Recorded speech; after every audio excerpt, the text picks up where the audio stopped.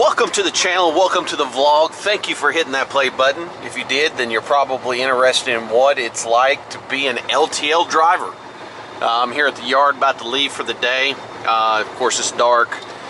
I work for, as you can see, Estes, largest privately owned LTL company in the country.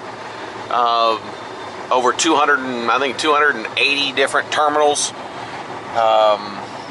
They've got it's a pretty good sized network. I'm actually in an older truck because I'm a newbie. I've been doing this now 3 months, and I'm in a older International 8600. Over here to the right, we've got looks like a T680 Kenworth. We got the Volvos rocking up in here. We also have the LTs. But let's get going. I'm getting my day off started, going and picking up it's called a Sure Move. We do you can see all the trucks down there. People can ship, instead of renting a U-Haul, they can rent one of our pups. They've even done multiple pups. There's one of the LTs there. We've even got a Freightliner. A couple of Freightliners actually. But so I'm leaving the yard to go get one of those. It's early Monday morning. So I figured I would take you guys with me. Make sure you definitely subscribe to the channel. If we're driving a 10-speed manual Eaton. I believe it's a Eaton. We slip seat a lot. But I have kind of nestled down into this particular truck because nobody likes it, just because it's older. But we do run ELDs, are all on a tablet, PeopleNet. So all of you guys out there that run the PeopleNet, you know the struggle is real. Now I know inside this cab it's not going to be the quietest experience. This isn't one of those nice condo Freightliners or Peterbilts or any of that kind of stuff, but you know, this is just a day cab. I'm going to be putting out videos what it's like to be an LTL driver. There's not a whole lot out there really showing you the experience of being an LTL driver. And you know, with the craziness of this year, and I'm going to stop right there for just a second because you know we're a couple minutes into this particular vlog, and we're going to get the YouTube police are going to be after me because I'm driving and doing this. Now this is all hands-free. This is a hand cam. I'm not doing anything that I wouldn't normally be doing. The only thing is I'm talking to you. So Estes does allow us to have hands-free devices. So again, I'm still, even though you may not see my head moving a lot, my eyes are moving, checking mirrors. You may see the camera move a little bit. That's because I've, got to move to see what's going on. But I'm also not going to show any real private information, and no company secrets. I'm not going to be showing, customers where maybe they have signs saying no video recording, out of respect for them. So coming up on some railroad tracks right here. I'm gonna slow down a little bit. I am bobtail because I'm going to pick up this trailer.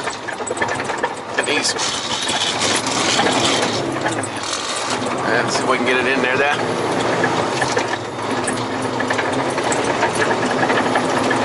But back to what I was saying, there's not a whole lot out there if you're trying to research LTL companies. A lot of people, when they're researching LTL companies, what you're going to find is a lot of videos on what people make, not really so much maybe what the job entails, and kind of giving you, a personal experience here from what I'm seeing.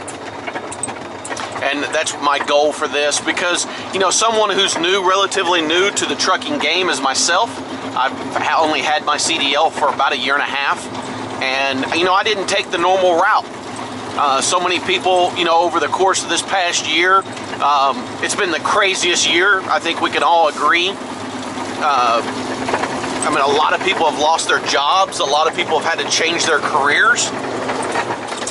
due to, you know, the situation that's happened. And so a lot of people have gotten into trucking, or a lot of people are looking to get into trucking. But I know the big thing for me was, you know, a lot of people will go to mega carriers. There's nothing wrong with that. I did, and get their CDL. Some people will go to a local VOTEC school. Some will go to a local trucking company. You know, but the big thing is with trucking is until you have, you know, you're not going to find a really good paying job until you've been doing this at least a year. I'm not saying that there's not some out there. You know somebody that gets you into something. But the vast majority of people, you're not going to be able to land with like an LTL company unless you have a year experience driving, you know, a combinational vehicle, a tractor trailer. So a lot of people, you know, a lot of people take the route of being an OTR for a year before they try to find something local. And I just want you to know, I'm going to be sharing my thoughts and my experience on that, because that's not necessarily how you have to do it. You know, OTR is a lifestyle. You know, I was out there and I did it for 3 weeks, and that was enough for me to know, you know, unfortunately there was something that happened back home, but there was something that, you know, that was enough to tell me that it wasn't for me. You know, I didn't like being confined in in a truck, in another person's truck, something smaller than a closet, ripping across this country, a lot of times driving at night, which I don't mind driving at night, but trying to sleep while the truck's moving can be quite difficult.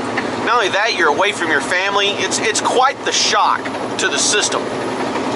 So, you know, a lot of people say, hey, I'm going to go out and drive for a year, and then, you know, I'm going to find me a local job. You don't have to go out and drive for a year OTR and find a local job. You know, there's companies like Pepsi, there's companies like Coca-Cola, there's companies like Budweiser. I worked for a company called LDF that got me, you know, my experience. And, you know, you can do other things. Yes, they're going to be more labor intensive. Yes, they're going to be, you know, I worked for Pepsi for a stint, and that's definitely a young man's game. It doesn't mean that if you're older you can't do it, but, you know, working from, you know, leaving your house at 3 a.m. and getting home at 4 or 5, 6 o'clock in the afternoon, and all you're doing is lifting, you know, massive pallets all day and lots of beverages. And again, I give it up to those guys who do that, those ladies who do that. That wasn't for me. But it was getting me some experience, because I didn't like being away from my family. I don't know many people who do. I think most people get into trucking because they're trying to make things better for their family. They want the financial situation to be better, and so, you know, it's something that a CDL license gives you a lot of options, and you don't have to feel as if, you know, you're going to be stuck doing that same, you know, that lifestyle. Because when you get into it, the turnaround rate in trucking is massive. I would probably say, I don't know, 75–80% of people who go into trucking aren't even doing it after a year, because going into OTR, you know, maybe they go through all of their training, they get out there on their own, and they realize, man, this is a lifestyle, and you know, I'm not interested in that at all. So I'm gonna get over one. Gotta get over here to going to a little place called Manford, Oklahoma. But I hope you will come along for this journey. I don't want the videos to be too awfully long. Again, I'm going to be showing you what it's like to be a driver, an LTL driver. I've been doing it now for 3 months, like I said earlier. I thoroughly enjoy it. It has its ups, it has its downs, just like anything else. I work at a great terminal. I've got a super awesome terminal manager, and we've got a couple of great dispatchers. And, you know, they let you do your job. You know, they're not hounding you all day and telling you this and that and the other. You know, we're all grown men. We can get out here and get after it. But, you know, Estes has been you know, I think they're a great company. There will be I'm going to put a link in the description to another gentleman who does YouTube videos that works for Estes, that is more in the line haul. So if you're interested in doing line haul where you're driving mainly at night, pulling doubles, things like that, check out his channel. I'll have it linked in the description below. His name's Chris, really nice guy. He shoots little vlogs of him out, not really driving, but just kind of explains the money aspect.